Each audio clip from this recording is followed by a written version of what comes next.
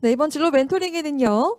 박웅량 대표님, 이근우 교수님, 송혜령 교수님, 조성자 대표님, 노지훈 교수님, 그리고 서울대 박사과정 김진성님, 연세대 학부과정의 서동현님, 서울대 학부과정의 전정우님께서 패널로 참석을 해주셨습니다. 큰 박수 부탁드리겠습니다.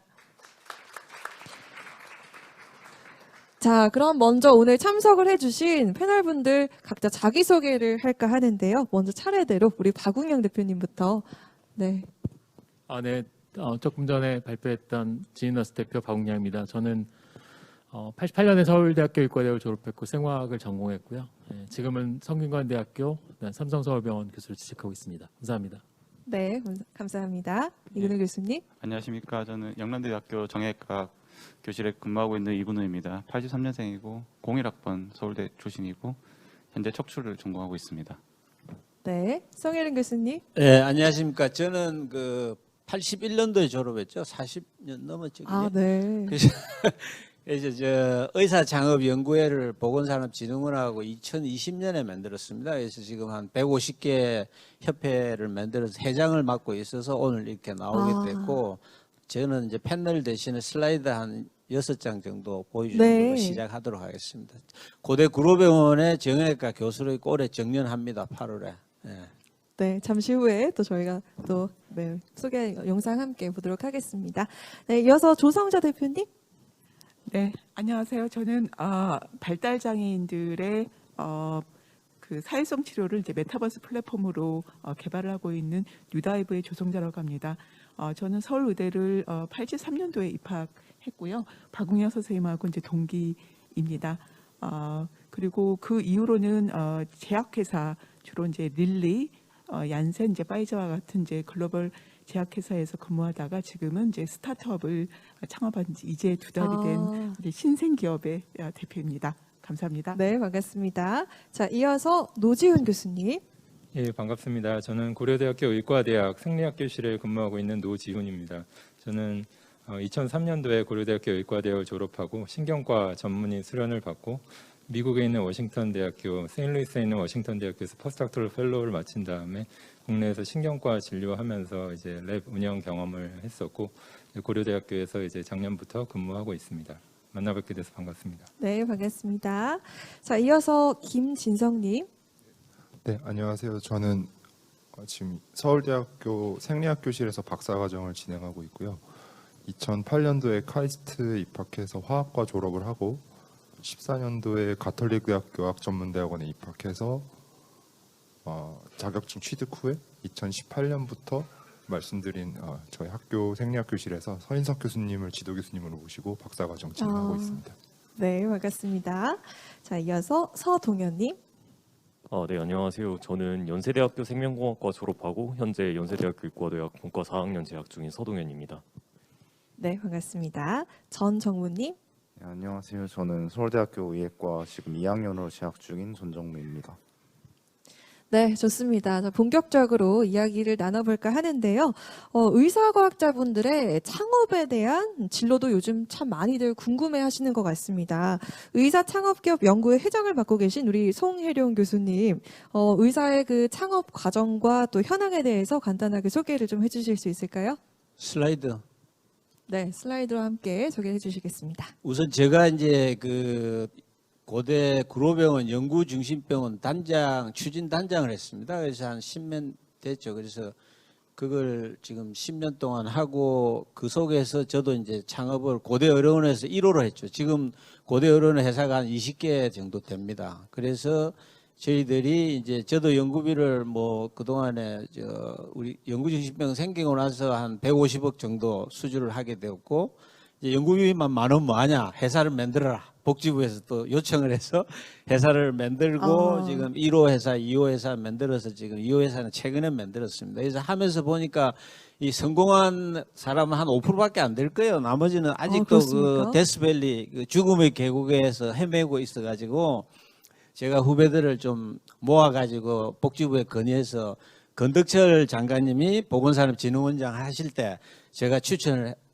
적극적으로 해서 그때 이제 2020년에 만들어진 거예요. 그래서 작년 바이오 코리아 때 제가 주관해서 우리 그 의사 창업 심포지움을 크게 했습니다. 이 바이오 코리아 때. 근데 올해는 섭섭하게 이 보건산업진흥원에서 또 뺐는지 없어졌더라고. 그래서 오늘 이 프로그램 보니까 아주 좋아요. 그래서 다음에 내년에 하실 때는 우리 국장님 계시니까 의사과학자 진로 콘서트와 의사 창업을 같이 하셔야 돼요. 그렇게 같이 해서 아하. 선후배들이 어떻게 실패하고 성공하는데 성공한 사람만 나와서 문제가 안 돼요. 실패한 사람도 나와야 되는데 실패한 사람도 안 나타나요. 그래서 아무튼 이런 과정을 저희들이 열심히 네. 해가지고 해서 이제 슬라이드는 잠깐 보여주고 그래서 저희들이 이제 의사 창업하고 제가 이제 개방 실험실을 3년간 운영했어요. 고대 구로병원. 그래서 제가 제일 이제 디지털 치료제 원격 진단 이런 회사들을 한 4, 50개 모아가지고 3년 동안 국가 자금 1년에 8억, 병원이 2억, 30억을 예산을 갖고 우리 스타트업 기업들 한 30개를 투자할 때 의사들 같이 붙여주고 그 다음에 국책까지 할 때 붙여서 30억 예산으로 저희들이 한 550억 정도를 3년 동안 유치를 했어요.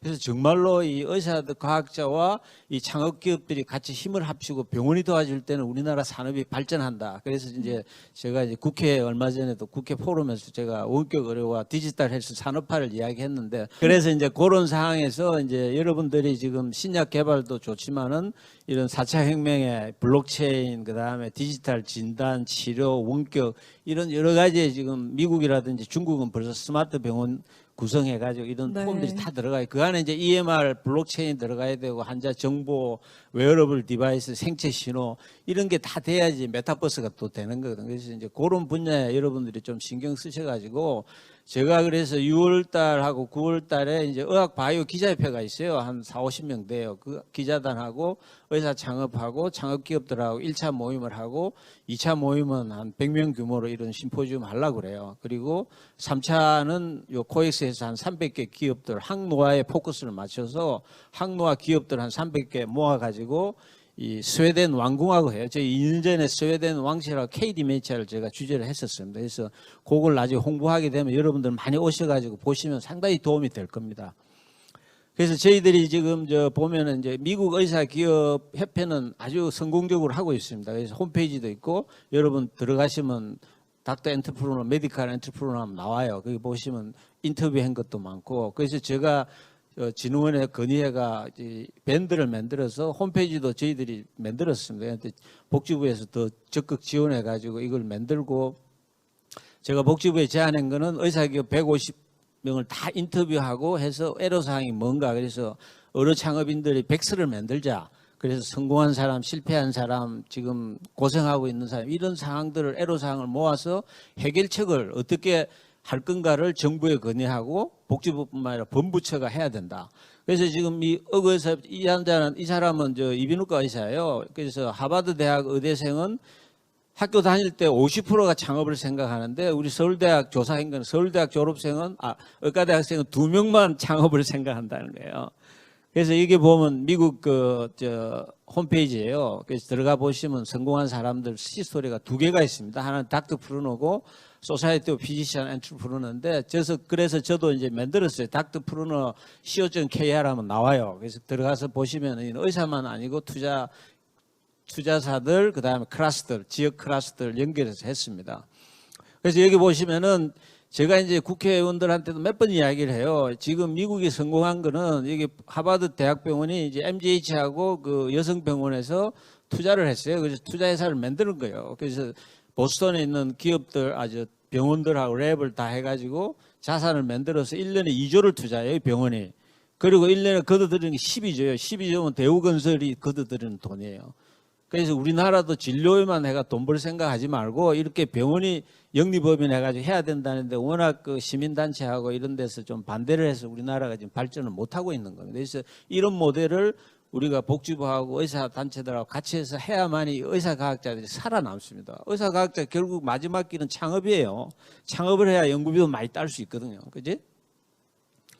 그래서 지금 보면은 그 미국의 디지털 헬스케어 세계 회사들은 보면 벌써 3천억, 7천억 투자 받았어요. 이 보면 의사도 아니에요. 운동 처방사들이 코로나 시대에 있으니까 운동 처방 앱으로 해주고 해서 3천억, 7천억 받은 거예요. 그래서 우리도 미국 시장으로 가야 돼요. 그래서 지금 다행히 플러그앤플레이라는 미국 투자회사인데 1억였고 1,000억 만들어준 회사가 5개나 있대요. 그 친구들이 여기 와 있어요. 그래서 그 그룹들이 이제 의사 창업들 지금 보고 있어요. 그래서 나중에 연결시켜 드릴게요. 그래서 여기 보면 그 의학신문 기자 김철준 기자가 발표한 거예요. 몇 년 됐는데 이 보면 우리나라는 창업한 게 뭐 1,000개도 안 돼. 그런데 하버드는 벌써 15만 개 되고 우리나라 500개 대학이 기술 이전료가 프린스턴 대학의 3분의 1밖에 안 돼요. 우리나라 지금 몇 년 전 자료지만 기술 이전 425개 대학이 기술 이전 한 게 500억밖에 안 돼. 그런데 프린스턴 대학은 한 개 대학이 1년에 1,500억의 기술 이전료를 가져요. 그만큼 우리가 너무나 지금 논문하고 특허 연구에만 매몰돼 있고 이 사업화 파트에 약하다는 거예요. 그래서 지금 건덕철 장관님이 그때 진흥원장 할 때 2020년에 엄보영 본부장하고 우리 보건창업혁신센터에서 저희들이 120명 이 회사들 대표들 해가지고 한 7, 80명이 팔레스 호텔에서 했었습니다. 그래서 여러분들은 여기 여러분들한테 보여주려 하는 게 조정 교수예요. 저희들 개방 실험실 할 때 같이 했었는데 카대 성모병원의 당뇨 내분비 전공이에요. 그래서 이 양반이 이제 의사들이 환자들한테 설명하기 좋은 그 앱도 만들고 의사 소통하게 해서 아주 고민했어요. 통장에 돈도 없고 이러다가 녹십사가 만드는 자회사 유비케어가 우리 조 교수한테 80억을 투자하고 다른 회사가 20억을 투자한 거예요. 이런 시드 투자도 없어요. 바로 100억을 투자 받은 거예요. 그래서 이런 좋은 예들이 있기 때문에 그리고 오른쪽에 있는 건 강성지 대표예요. 이 친구는 연세대학교 나오고 전문의도 안 했어. 안 하고 바로 보건산업진흥원 들어가서 근무하고 삼성전자에 들어가서 무선통신부에 나와가지고 창업해가지고 얼마 전에 200억 투자 받았어요. 삼성전자로부터. 그래서 이런 다양한 길이 있다는 거를 이제 네. 약이나 유전 진단 이런 쪽은 우리 박 교수님이 성공해서 지금 열심히 하고 계시지만 이런 4차 혁명에 맞는 플랫폼에 우리들 과학자들이 가야 되는데 제가 보니까 안타깝게 의사과학자 프로그램에 이런 4차 혁명에 맞는 프로그램이 없는 것 같아요. 빅데이터라든지 AI라든지 디지털 진단이라든지 치료라든지. 그래서 저는 제안하는데 이런 과정이 있어야지 우리가 더 큰 기업들하고 갈 수 있지 않겠느냐 하는 생각입니다. 예를 들면 아산병원에서 그 배윤정 대표라고 메디플러스 솔루션을 만들었어요. 이게 뭔가 하면 암 환자들 운동관리 프로그램 해주고 손목시계로 투약, 약 먹을 시간 가르쳐주고 했는데 10년 동안 고생하다가 얼마 전에 현대 아산병원 대주주인 현대중공업이 240억을 투자했어요. 얼마나 차이가 나요. 교보생명에 제가 연결해 줬는데 교보에서 망설이다가 이제 현대중공업이 해서 이렇게 지금 우리나라도 나온 그런 게 있습니다. 그래서 제가 이제 이야기하는 거는 이 연구중심병원이 지금 육성과제 한 4,500억을 이었어요. 유닛 해가지고 25억씩. 그래서 이제 특허도 많이 나오고 논문도 나오고 기업도 많이 나왔어요. 그래서 지금 2단계에서 고민을 하고 있어요. 복지부. 왜냐하면 지금 사업화로 안 돼 있는 거예요. 그래서 제가 제안하는 거는 이미 과학자들은 이미 많이 나와 있어요. 창업한 사람들이 다 과학자예요. 이 의사 과학자의 마지막 경로를 우리가 겪고 있으니까 이 창업 기업들, 의사가 창업한 기업들 150개를 분석하고 어떻게 지원해 줄 건가를 본부처로 해야 돼요. 복지부는 돈이 작아요. 제일 많은 건 중소기업 벤처부, 산자부에서 도약 패키지 다 들어와요. 그 돈을 연결시키는 작업을 저희들이 했었는데 작년은 끊겼어요. 하고 이제 기술 보증도 돈이 많아요. 그래서 중소부 산자부 본부처의 의사 전담 기관을 만들자고 제가 인수위에 제안을 했습니다. 그래서 이런 기관을 복지부에서 하셔가지고 본부처로 컨트롤 타워를 만들어야 됩니다. 그래서 의사 창업을 도와주는 게 이 우리나라 산업을 하는 건데 문제는 많아요. 왜냐하면 시민단체하고 제가 인도주의 실천의사 공청회 하러 가면은 그 인도주의 실천에서 나와서 하는 이야기가 삼성에 있는 의사들이 자기 거 개발해가 삼성 환자들 오면 강매하는 거 아니냐 이런 수준의 이야기를 하고 있어요. 그래서 이제 이런 걸 저희들이 의사들이 단합해가지고 극복을 해야 된다. 그게 이제 요게 마지막 슬라이드인데 디지털 헬스 활성화에 대해서는 의사들만 갖고 안 돼요. 투자자도 붙고. 그래서 얼마 전에 황희 교수하다가 헬스 카카오톡에 넘어갔었잖아요, 그지? 가서 제가 여수 가서 신경과 학회에서 강의를 했는데 결국 그 많은 창업자들이 앱도 만들고 뭐도 하지만 플랫폼이 한국은 카카오톡 네이버 플랫폼을 타지 않으면은 유저그룹이 작을 수밖에 없어요. 그래서 해외로 나가야 되는데 이걸 또 복지부 차원에서 이걸 정리를 좀 시켜줘야 됩니다. 분야는 같은 분야끼리 몰아주고. 그래서 그런 거를 제가 이제 짧게 제안을 드리고 이번에 6월달하고 9월달, 12월달 제가 주게 하는 행사에 여러분들 공문 자료 많이 보내드릴 테니까 많이 참석해서 좋은 의견 네. 주시면 감사하겠습니다. 감사합니다. 네, 잘 들었습니다. 이렇게 1시간 정도 들어보고 싶은데 저희가 시간 관계상 너무 짧게 들어서 좀 아쉽기도 한데요. 다음번에 또 많은 이야기 들어볼 수 있도록 기대하도록 하겠습니다. 혹시 그 의사과학자의 창업 진로 비전에 대해서 우리 그 조성자 대표님이 또 추가 말씀해 주실 수 있을까요? 네, 아까 이제 소개를 드렸던 것처럼 이제 저는 서울대학교 의과대학을 나와서 이제 가정학과 전공의를 마치고 펠로우를 마친 다음에 이제 의대에 있는 병원에서 건강증진센터나 그리고 금연 클리닉 등을 이제 운영을 했었습니다. 그리고 2000년대 이제 초반에 한국 파이자 제약의 이제 의학부에 들어가서 이제 메디컬 디렉터를 했고, 당시 신약의 이제 임상 시험 그리고 인허가, 메디컬 인포메이션 이제 파트 등을 담당을 하였습니다. 이후에 이제 얀센이나 이제 릴리와 같은 이제 글로벌 제약회사에서 아까 황규범 전공의가 말씀을 했던 그런 이제 커먼 데이터 모델과 같은 이제 등을 분석을 해가지고 정치과 약물의 이제 시퀀싱 이제 이런 부분들에 대한 연구들도 같이 했었고요. 또한 김윤성 전공의가 얘기했던 이제 건선 치료제의 신약 개발 이런 부분들을 같이 했었습니다. 아마 제가 이 자리에 이제 초대되었던 이유 중에 하나는 창업의 이제 그런 히스토리는 매우 짧습니다. 이제 한 2달, 3달밖에 이제 안 되었는데, 상대적으로 미국에 이제 본사를 두고 있는 글로벌 제약 회사에 한국 지사에서 오랫동안 이제 근무를 하면서 누구보다도 이제 절실하게 의사 과학자의 필요성들을 느껴왔습니다. 저희가 신약을 개발하고 그다음에 이 부분들 인허가를 하는 과정에서 한국의 우수한 그런 의사 과학자분들의 협조가 없이는 이런 기술들이, 과학이 상용화되기가 어렵기 때문에 그런 과정에서 이제 산업계 입장에서 이제 의사 과학자의 필요성들을 많이 느껴왔고, 저만 이제 보더라도 임상 현장에서 이렇게 산업계로 옮기다 보니까 굉장히 많은 이제 문화적 충격들을 거쳤습니다.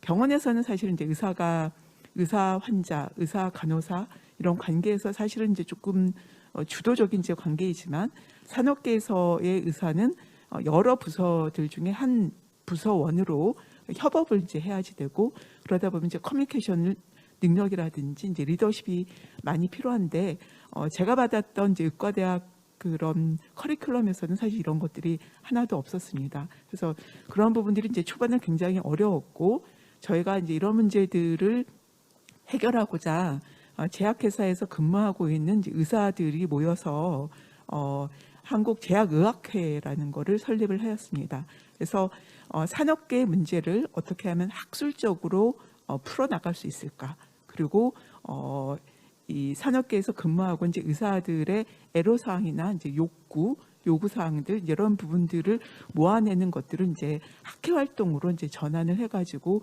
이끌어 나왔던 이제 이런 경험이 아마도 이제 의사과학자들의 진로, 커리어를 이어나가는데 조금 제가 이렇게 좀 도움이 되지 않을까? 이제 그런 부분에서 아마 제가 초대되었다라고 생각을 합니다.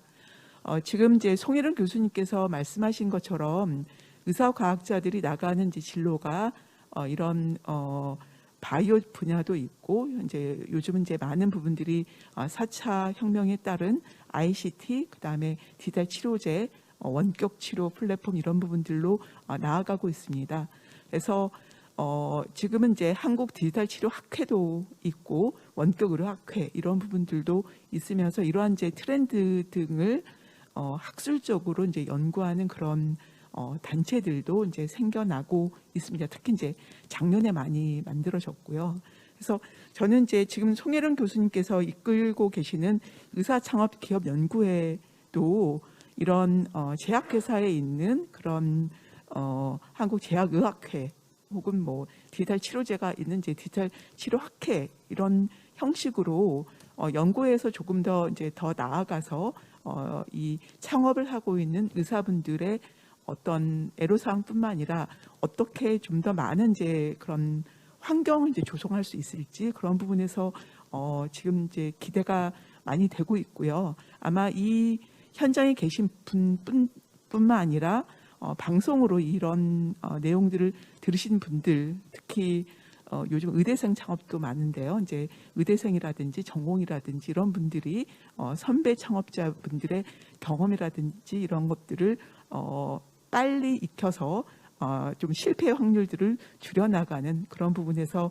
의사창업연구회가 많은 역할을 해주실 거라고 기대하고 있습니다. 네, 감사합니다. 네, 감사합니다.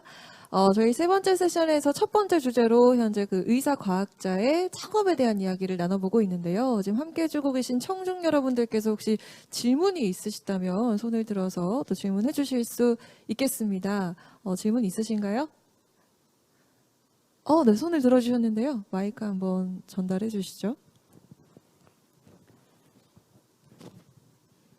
네, 감사합니다. 네, 안녕하세요. 네, 저는 올해 이제 의과대학 졸업하고 이제 인턴 전공의를 하기 전에 이제 공복무를 하고 있는 중인데요. 네. 네, 그 향후 이제 전공의를 하는 과정에서 저도 이제 개인적으로 의사 창업에 대해서 굉장히 관심이 많기 때문에 그런 부분에서 커리어 패스를 쌓아가기 위해서 그런 연구와 더불어서 이런 여러 가지 의료적인 역량뿐만이 아니라 아까 말씀해 주셨던 것처럼 커뮤니케이션이라든지 다양한 경영 경제와 관련된 그런 것들도 같이 역량을 키워가는 것이 필요할 것이라고 생각이 드는데 이렇게 교수님들께서 이제 생각하셨을 때 이런 의사 창업가로서의 그런 진로를 생각하고 있는 학생이나 혹은 전공의들에게 좀 갖추어야 될 역량이나 그런 것이 있다면 무엇이 있을까에 대해서 한번 말씀해 주시면 감사하겠습니다. 네, 자유롭게 답변해 주시면 되겠습니다. 네, 박웅영 대표님. 저는 직접 경험해 보시는 게 제일 좋다고 생각하고요. 그러니까 뭐 MBA를 하시는 분도 계시고요. 여러 가지 트레이닝을 이제 생각하시는데 제 생각에는 가장 좋은 거는 직접 약간 이런 여기 선배들 회사나 아니면은 뭐 물론 이제 큰 회사에는 들어가기 어렵겠죠. 그러니까 인턴 이런 것들 하기 어려울 텐데 실제로 본인이 생각하시는 것들을 어떤 작은 회사에 가서 직접 사업을 해보시는 게 가장 빠른 또는 이제 뭐 여러 가지를 다 알 수 있는 방법이라고 생각합니다. 네, 감사합니다. 제가 네, 송혜리 한마디 교수님. 코멘트 해드리면은 그 옛날 미국 바이오 USA 참석을 했는데 그 회사나에 나온 친구가 아주 발표를 잘하고 설명을 잘했는데 네 뭐 하는 사람이냐, 홍콩에서 나온 기업인데 자기가 홍콩 대학 교수래. 그래서 네가 교수가 왔냐 했더만은 홍콩에서는 우리 대개 미국 연수 보내주잖아요. 젊었을 때 1년, 2년. 그래서 자기는 미국에 안 가고 홍콩에 있는 제약회사에 들어갔다는 거예요. 그래서 몇 년 있어요? 2년 있었대. 그 2년 있으면서 그 제약회사 친구들하고 호흡을 맞추고 서로 이해가 돼서 다시 홍콩 대학에 돌아와서 자기는 창업을 준비하겠다. 그래서 우리 박 교수님, 우리 박 대표님 말씀대로 시간 나면은 메타버스 회사라든지 돈을 뭐 100억 이상 투자 안 가면 디지털 치료제 회사에 1년간 가서 근무를 해봐요. 월급 좀 달라고 그러고. 그래서 그 근무를 해서 그쪽 사람들하고 케미스트리가 맞아야 돼요. 서로 호흡이. 그랬더니 친구가 많이 생기는 거예요. 그래서 강성지 대표도 영리한 게 삼성전자에 들어갔잖아요. 삼성전자 돈이 많거든. 돈이 많은 회사에 돈 200은 아무것도 아니거든. 그래서 제가 강력하게 추천하는 건 그런 디지털 치료제 개발하는 회사나 아니면 미국 가도 돼. 미국에 영어 잘하면 미국 있는 회사에 인턴으로 좀 이어주라 해가지고 한 1년 있어. 거기서 네트워크를 만들어가지고 와서 창업을 해야지. 그냥 창업하면 고생 힘들게 해요. 되게 이제 우울증 걸려요. 돈도 없고 막 여러분 우리 박 대표님 운이 좋아 성공하셨는데 거의 95% 우울증 걸려요. 그래서 저는 이제 그 코멘트 해드리고 싶습니다. 네. 충분한 답변이 됐을까요? 네, 고맙습니다. 자, 그럼 다음 세션으로 넘어가도록 하겠습니다. 다음 주제는요, 임상을 중단하고 연구 진로를 선택하는 과정에서의 애로입니다. 지금 패널로 참석을 해주시고 계신 김진성 연구자님은 현재 전일제 박사학위 과정을 밟고 계신데요. 임상 의사로서 활동을 중단하고 연구를 하는 그 배경이나 계기가 있다면 어떤 게 있을지 궁금한데요. 우선은 제가 의학전문대학원에 입학하기 전에 경험했던 게 제 진로 결정에 굉장히 큰 영향을 미쳤던 네. 것 같은데요. 저희 의과학과 학과장님 네. 계시지만 그렇죠. 저희 의과학과에서 운영하고 있는 굉장히 좋은 프로그램 중에 하나가 학부생을 대상으로 인턴 프로그램이 있습니다.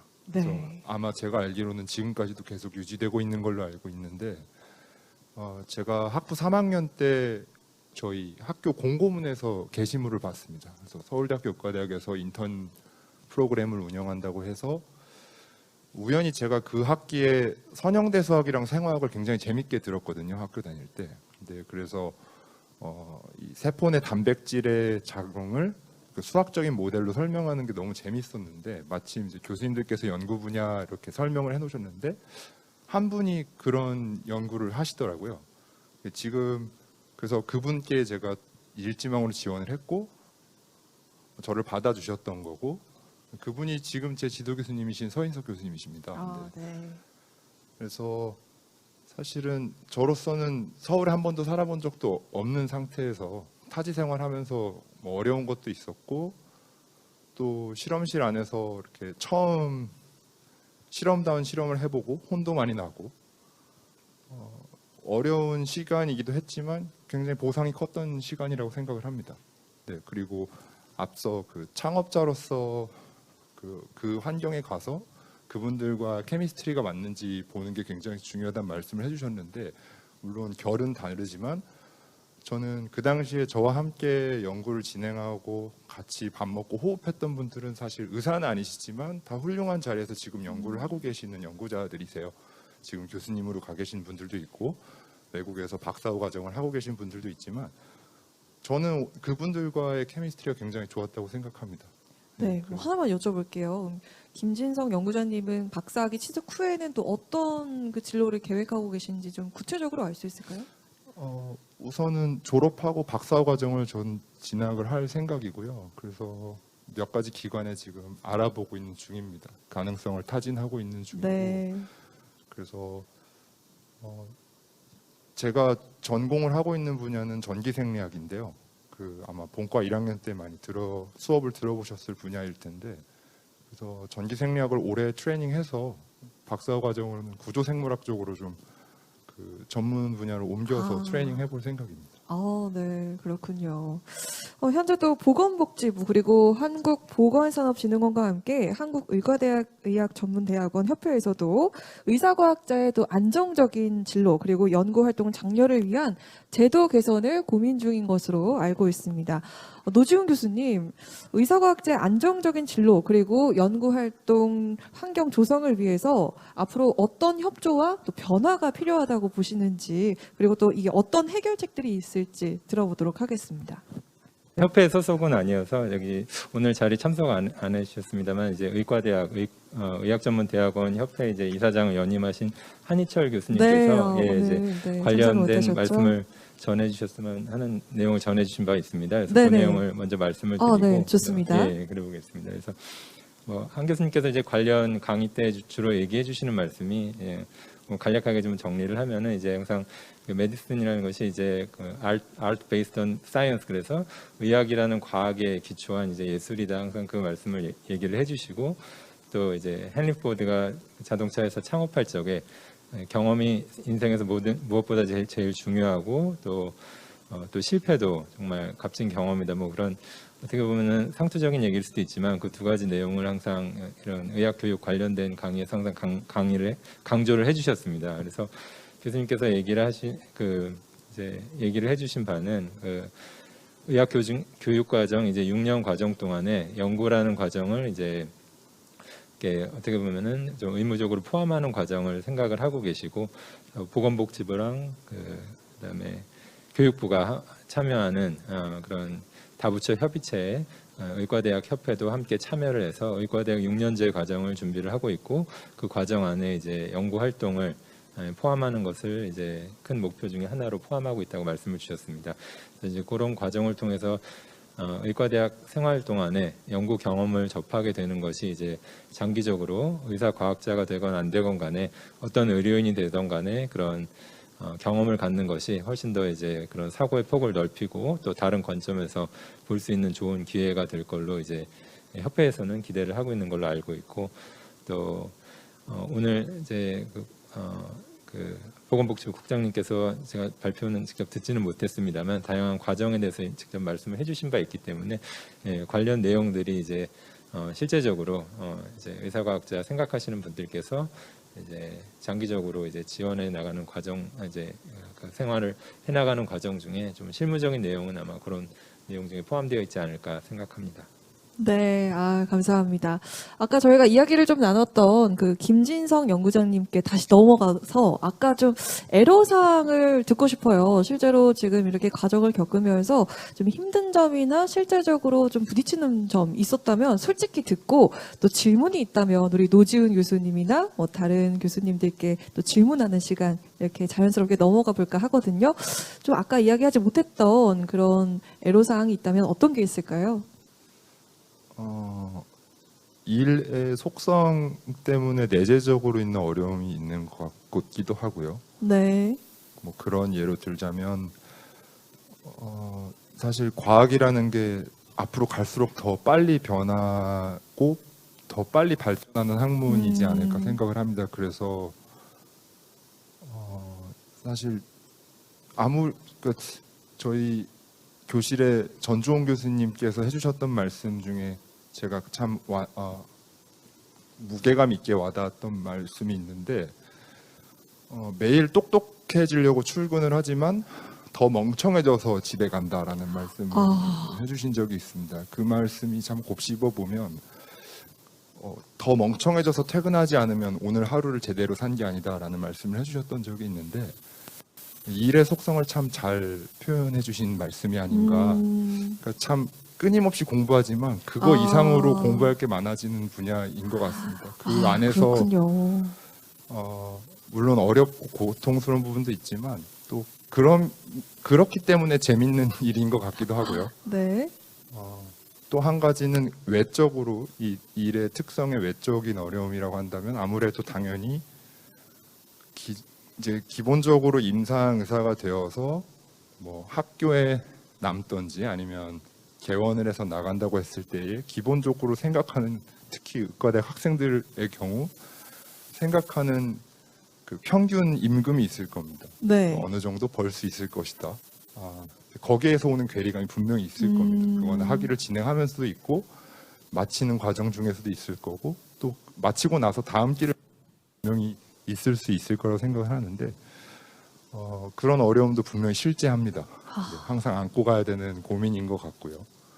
그래서 선배 교수님들께 여쭙고 싶은 거는 사실 그런 이제 이 길을 선택하실 때 그런 고민에 대해서 어떻게 용기 있는 결정을 하셨는지 또 사실 이 자리가 제 개인적인 고민보다는 미래의 이 길을 걷고자 하는 학생들에게 소개되는 자리로 본다면 또 의과대학만의 고유한 문화가 동기 문화가 또 있잖아요. 네. 그래서 저 같은 경우는 100명 동기 중에 저 혼자만 기초과학을 선택했는데 무리해서 떨어져 나가는 것에 대한 두려움이 저는 있었습니다. 아까 그 발표에서 정말 흔치 않았던 100명 중에 한 분이 여기 계셨군요. 네.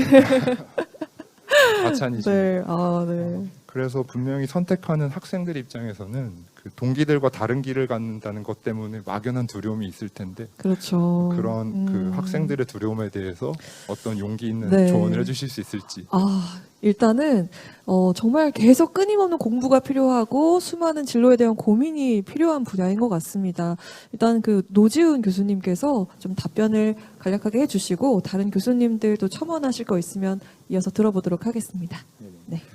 워낙에 이렇게 저보다 훨씬 더 훌륭한 또 긴 경험과 이제 연륜을 가지고 계신 교수님들 계시니까 또 창업해주신 CEO님들 계시니까 더 말씀 잘 해주실 것 같습니다만 저 짧은 경험을 말씀드리자면 저로서는 그러니까 제일 중요한 건 자기가 하고 싶은 걸 하는 거라고 생각을 합니다. 그래서 그게 뭐가 됐든지 간에 그게 자기가 정말 하고 싶은 게 있으면 그걸 가지고 어려운 것들은 어떻게 보면 부수적인 일들이 될 수가 있는 것 같습니다. 의사이면서 랩을 가지고 계신 여러 이제 어떻게 보면 리딩 사이언티스트 그룹에 이제 컨택을 해서 그 중에서 이제 답을 주셨던 분들을 이제 여러 학회에 가서 만난 다음에 이제 그 중에서 정말 좋았던 분들 실험실에 다행히 이제 좋은 기회를 받아서 이제 미국에서 근무를 하게 된 바 있습니다. 그래서 다행히 이제 이렇게 원하는 바를 쭉 추구를 하다 보니까 미국에서도 어렵지만 이제 펀딩을 받아서 이렇게 이제 연구를 진행을 할 수가 있었고, 그런 내용을 기반으로 한국에 와서도 일을 진행을 할 수가 있었습니다.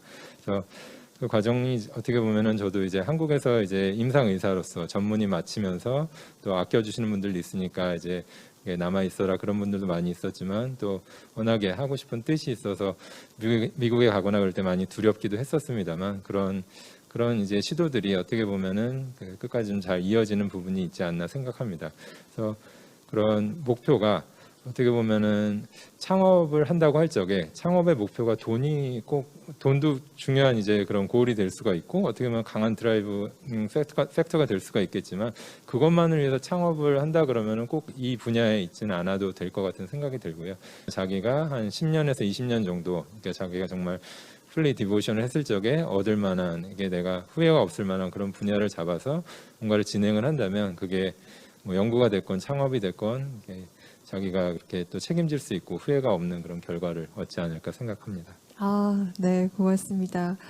추가로 또 조언해 주실 분 계실까요? 우리 멘토분들 중에서? 네.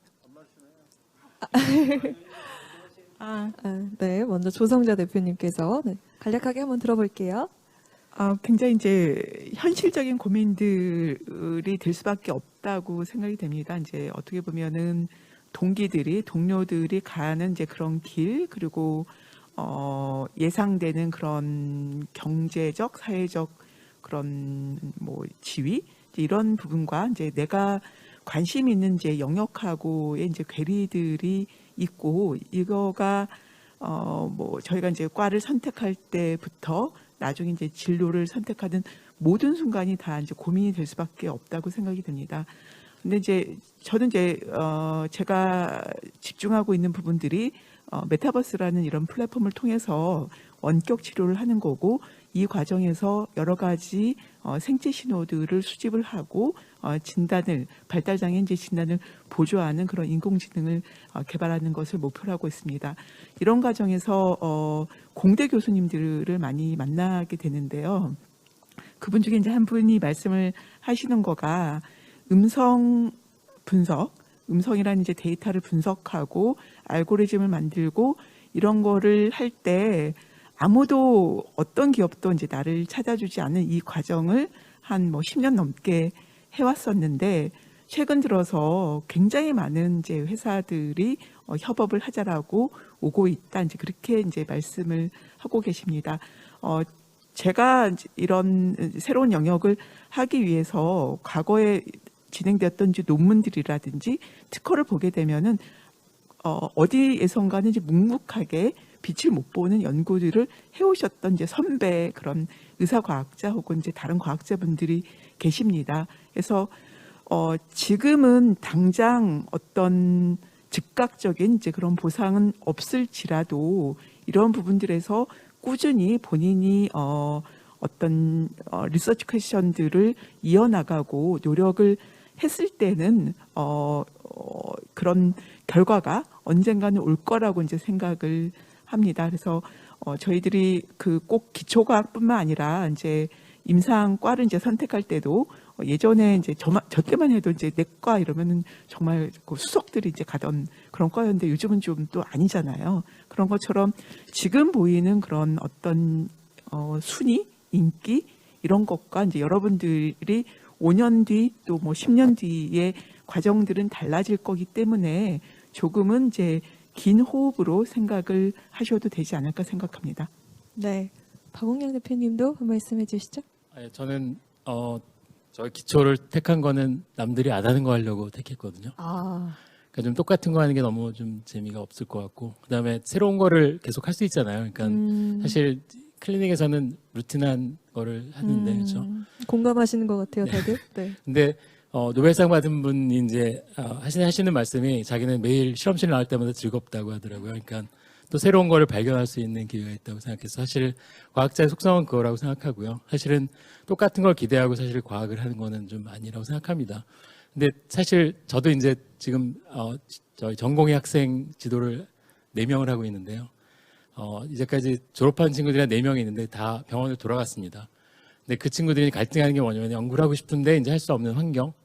아시겠지만 이제 큰 병원의 봉직이나 이런 거 하게 되면은 연구할 수가 없죠. 그래서 이제까지 했던 것들에 대한 약간 그 실망 뭐 이런 것들이 있긴 있더라고요. 그래서 차라리 저희가 그러니까 그런 게 저는 애로사항을 생각하고요. 연구를 하고 싶은데 할 수 없는 상황. 차라리 그러니까 의학자에 대한 지원도 좋지만 사실 이제 그런 아까 김정일 교수가 얘기했던 임상을 보면서 연구할 수 있는 환경 또는 이제 그런 거에 대한 프로그램 또는 병원에 대한 지원. 그러니까 병원이 사실은 큰 병원들에서만 연구할 수 있는데 큰 병원들은 다 사실은 이제 이 진료와 의료가 많기 때문에 그거를 사실 그 한 30% 정도만 연구할 수 있는 그런 의사를 뽑을 수 있는 룰을 만들어주면은 사실은 더 많은 의사과학자 생길 거라고 생각합니다. 네.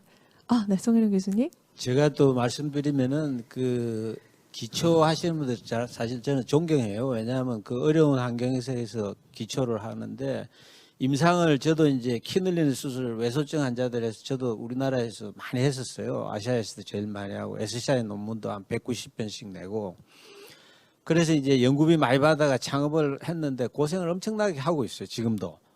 왜 내가 이 길로 들어섰나?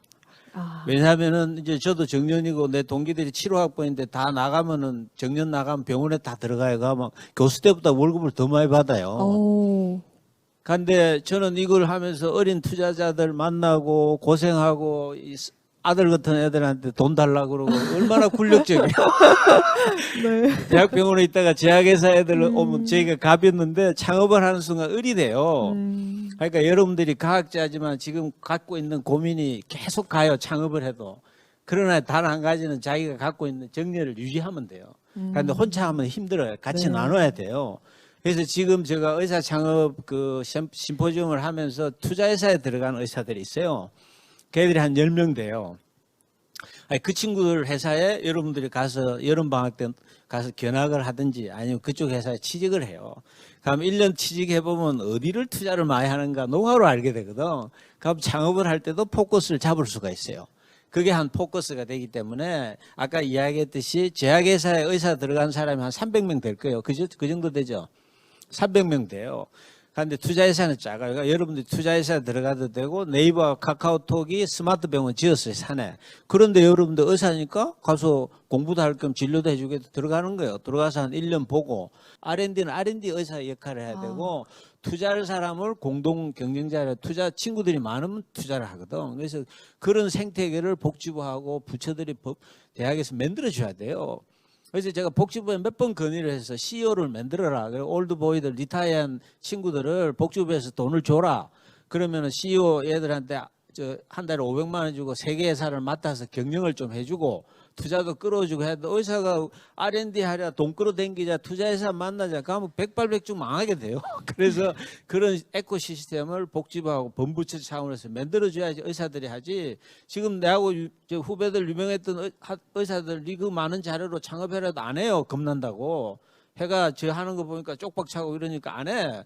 그러니까 이거를 어떻게 하려면 훌륭한 선배들이 성공 모델을 빨리 많이 만들어줘야 돼요. 그렇게 해야지 후배들이 달려오는 거거든. 네. 그래서 그걸 오늘 국장님 계시니까 여기 다 녹화될 거니까 이런 걸 저 국가 차원에서 해야지 우리가 그렇죠. 서바이벌을 해야 된다는 걸 제가 코멘트 해드리겠습니다. 감사합니다. 너무 말을 많이 죄송합니다. 아닙니다. 정말 현실적인 조언이 되는 좋은 말씀 많이 해주셔서 참 큰 도움이 될 것 같다라는 생각이 들고요. 이렇게 좋은 말씀 듣는 와중에 우리 학부생 두 분은 참 고민이 많아 보입니다. 지금 표정이 이게 좀 어떤 표정인지 가늠이 안 되는데요. 자, 먼저 서동현 학생 질문을 먼저 질문을 좀 해드릴게요.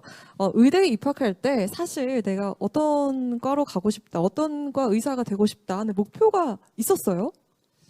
예, 저는 의과대학 진학하기 이전에는 가장 저한테 개인적으로는 내과 계열 의사가 가장 친숙했던 것 네, 같습니다. 아까 말씀하셨던 내과. 예, 네. 제가 지금의 교수님들처럼 학업 성취도가 우수하지는 않지만 그래도 지금까지 관심을 이어가고 있고 네, 관련 중기 연구를 훌륭합니다. 네. 내과를 또 목표로 하셨었구나. 그럼 현재 지금 그 의사과학자 길을 걷고 계신 선배들을 보실 때 좀 어떤 생각이 드나요? 앞선 발표에서도 이미 충분히 확인할 수 있었지만 앞서가신 선배님들이나 이제 교수님들, 메디컬 사이언티스트 하시는 분들이 이미 훌륭한 연구 성과를 내신 거는 익히 알고 있습니다. 그래서 굉장히 존경스럽고요. 그리고 뒤를 잇고자 하는 후배 입장에서는 제가 조금 더 다양한 연구에 도전할 수 있는 모티베이션이 되는 것 같고, 그리고 이런 진로를 계속 고민할 수 있는 힘이 좀 자신을 얻어갈 수 있는 자리인 것 같습니다. 네, 오늘도 이렇게 자리를 또 함께 해주셨는데 전정우 학생 또 옆에 또 계시죠. 또 우선 의사과학자에 대한 관심이 아주 많다고 알고 있습니다. 어떤 경로로 어떻게 관심을 가지게 됐는지 좀 들어볼게요.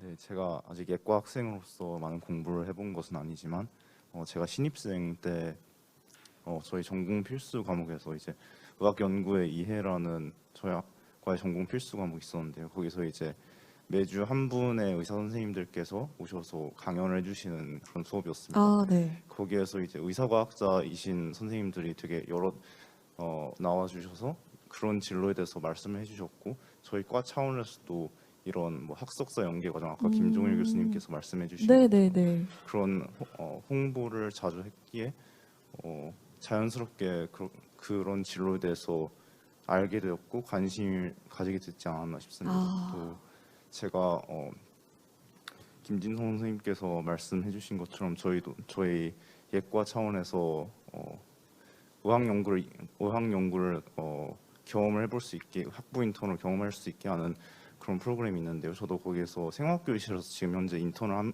하면서 몇 개월간 연구를 하고 있으면서 더 많은 관심을 가지게 된 것 같습니다. 자, 그럼 솔직히 한번 들어볼게요. 주변 그 학생들, 친구들이 좀 의사과학자에 대한 관심 어느 정도인 것 같습니까? 솔직히 말씀해 주시죠.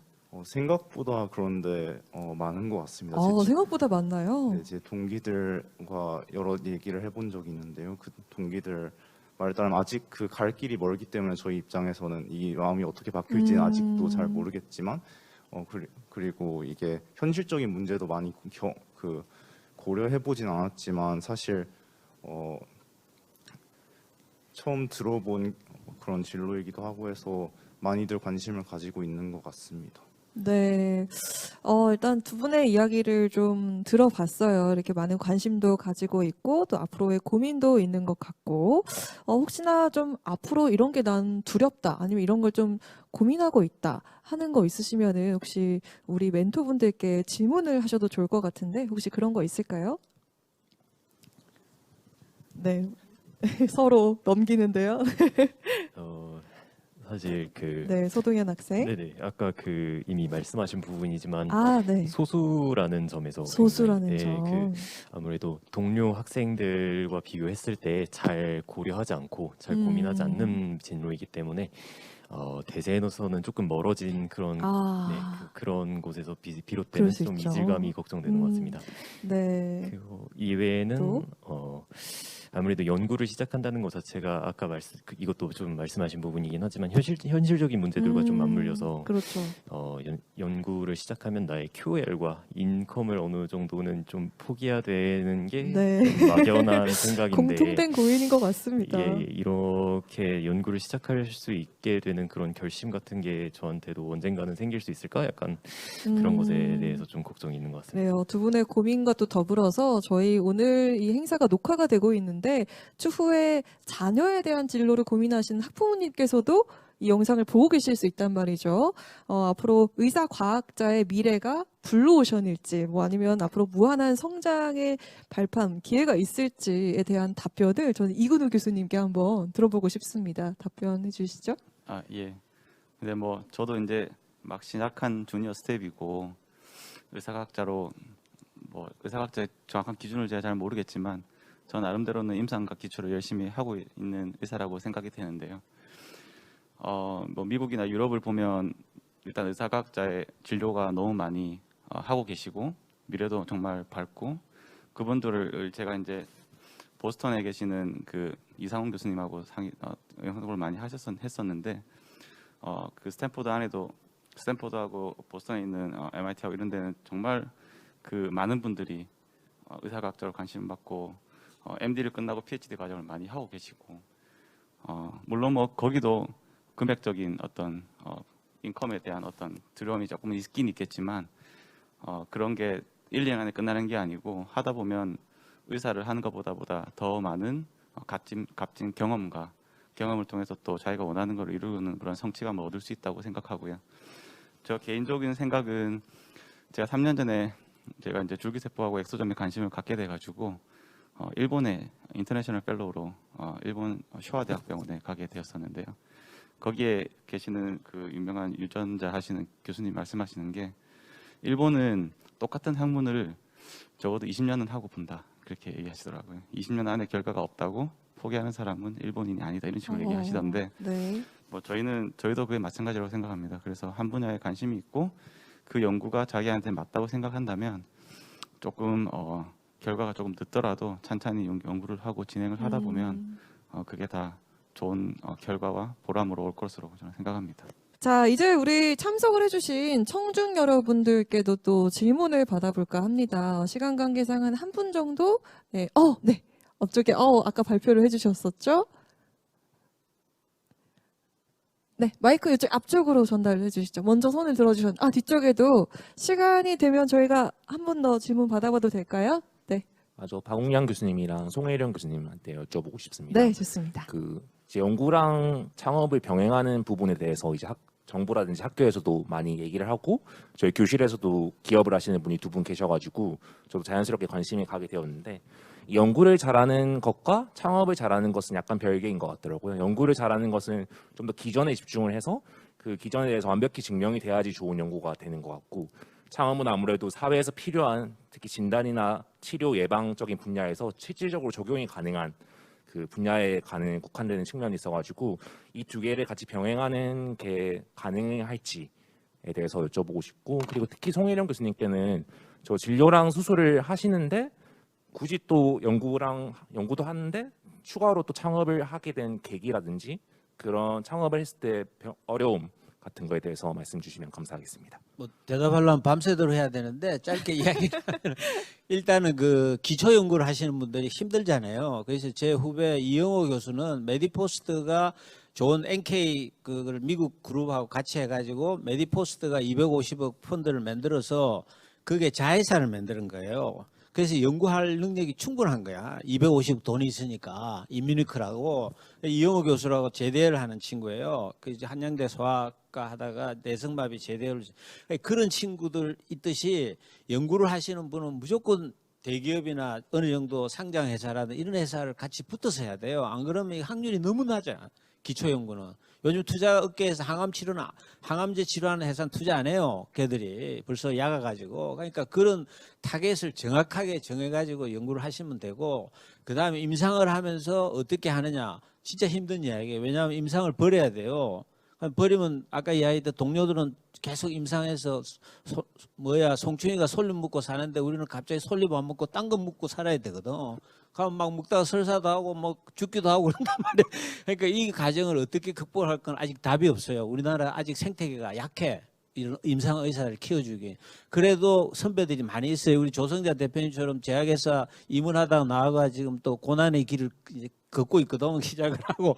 그렇지만은 같이 나가야 돼요. 그래서 이 시스템을 우리가 같이 바꿔 나가야지 후세대들이 다 자라오르거든. 그래서 그런 거를 그래서 제가 후배들한테 이야기할 때 그래요. 독립운동 한다고. 옛날 우리가 일본 시대 독립운동 하듯이 새로운 4차 혁명에 우리 같은 사람이 나가서 독립운동 해야 된다. 그렇죠. 그래서 네. 우리 박 교수님은 독립운동 해가 청산리 전투에서 이긴 사람이야. 승리하셨죠.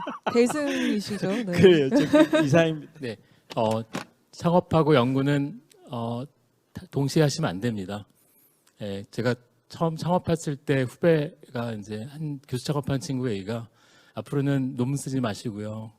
그 논문 쓸 시간에 하나 더 파시고요. 왜냐면 논문 안 써도 되는데 사실 회사는 죽습니다. 그러니까 이제 창업을 하시면 실제로 정말 죽기 살기로 일을 해야 되거든요. 그래야지 우리가 그러니까 원하시는 걸 얻을 수 있습니다. 그래서 물론 이제 연구는 창업을 위해서 연구하는 거죠. 어떻게 보면. 근데 저는 이제 두 가지를 병행하는 거는 저는 제가 겸직하고 있긴 하지만 불가능하다고 생각합니다. 네. 윤서님 충분한 답변이 됐을까요? 네, 감사합니다. 아까 뒤쪽에서도 손을 들어주셨습니다. 마이크 전달 좀 해주세요. 안녕하세요. 네, 안녕하세요. 잠시 자리에서 네, 일어나 네, 주시면 안녕하십니까. 감사하겠습니다. 저는 네. 그 의과대학 졸업한 다음에 아, 인턴을 하고 레지던트를 하지 않고 바로 기초의사과학자로 올해 아, 이제 시작한 새내기입니다. 네, 그래서 반갑습니다. 네, 레지던트도 하지 않으니까 굉장히 막상 진입을 하고 나니 현실적인 고민이 굉장히 많은데요. 그래서 제가 궁금한 것은 이제 기초의사과학자의 진로가 교수나 창업 말고 어떤 길이 있는지 궁금합니다. 왜냐하면 주변에서도 나 기초의사과학자가 될 거야 라고 하면은 다 교수 안 되면 너 뭐 해? 라고 질문이 들어왔는데 저조차도 대답을 할 수가 오, 없더라고요. 지금 청중분들이 다 끄덕이고 계세요. 네. 그래서 그런 현실적인 것에 대한 질문을 드리고 싶습니다. 감사합니다. 좋습니다. 답변해 주실 분? 네, 멘토분들의 답변을 기다립니다. 쉽게 답변이 안 나오는데요. 어떤 길이 있을까요? 김종인 교수님이 답변을 해주신다고 합니다. 네. 마이크를 네, 받아주시고요. 글쎄요. 그러니까 저도 뭐 이 얘기를 이제 하려면 뭐 많은 얘기들을 해야 될 수도 있지만 맞습니다. 그러니까 교수가 되거나 창업하는 길이 가장 이제 중요한 진로인데 그게 가장 쉽고 가능성이 높기 때문이고요. 그 외 모든 진로가 다 가능합니다. 그러니까 안 되는 걸 별로 생각하지 마시고 다 가능합니다. 취직도 가능하고 다시 임상해도 되고요. 그러니까 뭐든지 가능합니다. 그러니까 저는 제가 생각하기에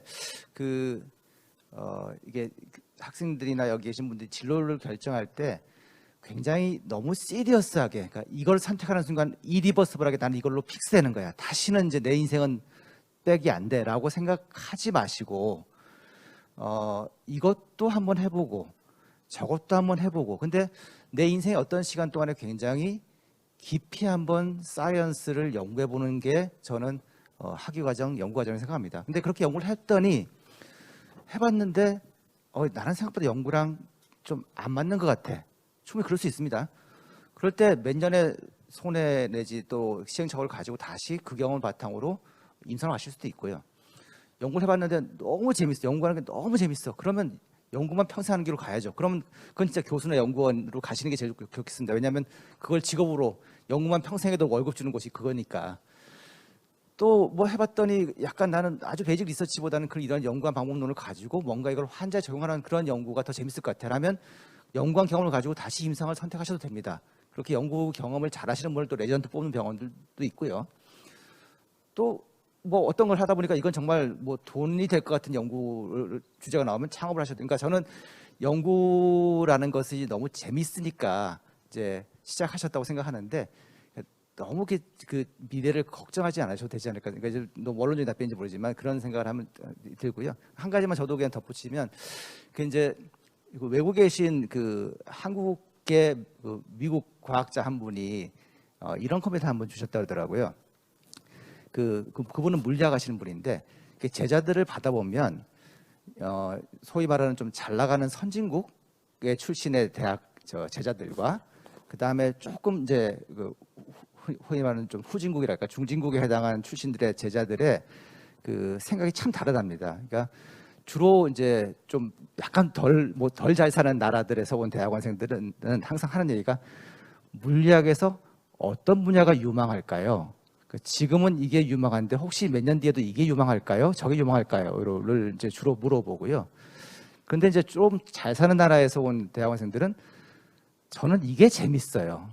저는 이게 너무 좋아요라고. 그러니까 본인의 인터레스트를 좀 더 강조하는 삶을 사는 것 같아요. 그래서 우리도 사실은 조금 이제 좀 잘 사는 나라로 이제 다가고 있으니까 뭐가 나한테 유리할까?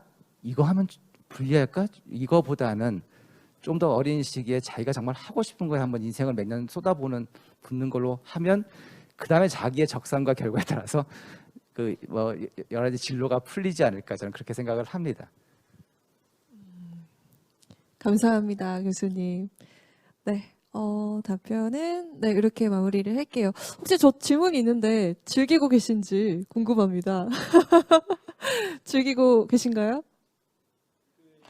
네. 마지막 질문하신 분한테 그 말씀드리면은 그 투자회사에 들어간 선생님 두 가지 트랙에 임상의사하다 들어간 사람이 있고 기초하다가 들어간 사람. 왜냐하면 투자회사가 지금도 투자 업계를 다 서울약대 나온 그룹들이 주관하고 있어요. 그래서 의료기기는 시장이 작고 해외 시장을 못 뚫어요.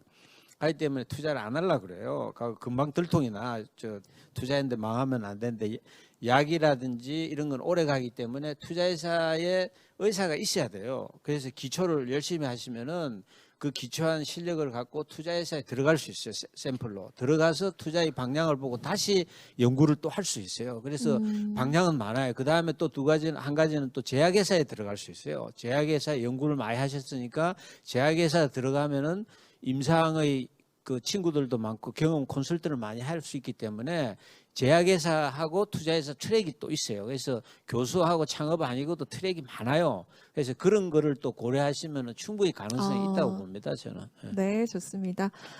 자 이제 슬슬 마무리할 시간인데요. 혹시 뭐 마지막으로 이 얘기는 꼭 해야 되겠다 하시는 뭐 멘토분 있으시면은 마이크를 지금 들어주셔도 좋고요. 네, 마무리를 하도록 하겠습니다. 자, 오늘 자리를 끝까지 함께 해주신 그리고 의사과학자를 양성하고 또 정부 입장에서 또 함께 자리를 해주신 우리 국장님 박금열 국장님 마무리 말씀 들어보도록 하겠습니다. 네, 자리에서 일어나셔서 네, 앞에서 좀 이야기를 해주실 수 있을까요? 여기 큰 원이 있는데 여기 중간에서 네. 예. 네. 오늘 좋은 시간 이렇게 가졌던 것 같고요. 의사과학자 그러면 이제 새로운 길이고 두려운 길이고 애로운 길이고 안개가 자욱한 길이고 뭐 이렇게 아마 좀 다들 인식하고 계실 것 같아요. 근데 이제 오늘 이 자리가 좀 어떤 안개를 좀 자욱했던 안개를 좀 거치게 하고 좀 할 수 있다는 어떤 그런 용기를 북돋워주는 그런 계기가 되었을 거라고 이렇게 생각이 됩니다. 네. 그리고 이제 오늘 기조 강연 해주신 이제 박용영 대표님, 선배 의사과학자로서 창업까지 하시고 상장까지 하셨던 그 경험을 이렇게 발표해 주시고 공유하는 좋은 자리였다고 생각이 되고요. 그리고 이제 김종일 교수님께서 이렇게 또 말씀 주셨는데 이런 정부 프로그램들이 지속적으로 돼야 된다. 또 안정적으로 가져가야 된다. 예측 가능성이 있어야 된다. 그리고 이제 또 서울대학교에서는 이런 어떤 정부 프로그램만이 아니고 대학 자체 프로그램을 좀 확장하는 이런 과정이 있다. 이런 말씀을 듣고 대단히 좀 희망을 많이 얻게 되는 그런 있었던 것 같습니다. 그리고 또 이윤우 대표님 어떤 창업과 연구 같이 하셔가지고 창업까지 이렇게 진행하고 계신 그런 어떤 또 경험 공유해 주셨고, 그리고 이제 이 뉴다이브의 조성자 대표님도 의사과학자로서 이제 제약 회사에 가셔가지고 지금은 이제 창업까지 하시는 그 과정 말씀해 주셨고, 특히 성희롱 교수님께서 여러 가지 현실적인 제안을 많이 해주신 것 같습니다. 이런 어떤 자리를 주기적으로 자주 갖게 해야 된다. 그래야지 어떤 이런 멘토 시스템을 구축해서 운영해야 된다. 이런 것들은 당장 저희들이 정책화해야 되는 그런 과제라고 이렇게 생각이 됩니다. 그래서 오늘 노지훈 교수님께서도 좋은 말씀 많이 주셨고요.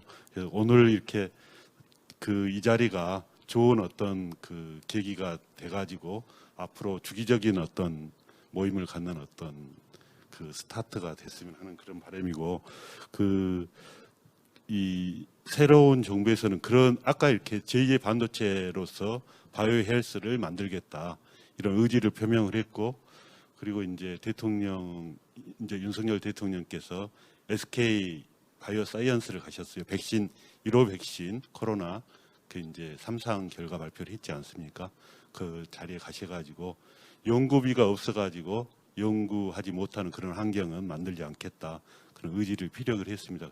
그래서 바이오 헬스 분야에 대해서는 앞으로 지속적인 어떤 R&D 자금이 지원이 될 수 있는 환경이 조성될 수 있을 거다, 그렇게 생각하고, 특히 의사과학자 분들이 어떤 인적 인프라가 돼야지 이게 가능할 거라 이렇게 생각이 됩니다. 아까 이렇게 바이오 분야는 세계 시장이 1,500조다. 반도체는 천조도 되지 않는다. 더 큰 기회가 있는 어떤 그런 시장이다. 그런 말씀도 주셨는데요. 그래서 복지부에서는 좀 장기적인 안목을 가지고 그 의사과학자분들이 연구활동에 전념해서 성공할 수 있는 어떤 이런 환경, 생태계 조성하는데 지속적으로 이렇게 관심을 갖고 의견을 경청하고 노력하도록 하겠습니다. 예, 오늘 행사에 끝까지 참여해 주신 그 분들에게 감사드리고요. 예, 이걸로서 네. 제 얘기를 마치도록 하겠습니다. 아유. 고맙습니다. 말씀 감사합니다. 고맙습니다. 자, 이제 저희가 준비한 순서 여기서 모두 끝이 났습니다. 마지막까지 이렇게 함께 해주신 여러분들께 진심으로 감사하다는 말씀드리고요. 오늘 2022 의사과학자 진로 콘서트 여기서 마치도록 하겠습니다. 앞으로 의사과학자 양성과 진로에 많은 관심, 사랑 부탁드리겠습니다. 고맙습니다, 여러분. 조심히 들어가세요. 감사합니다. 감사합니다.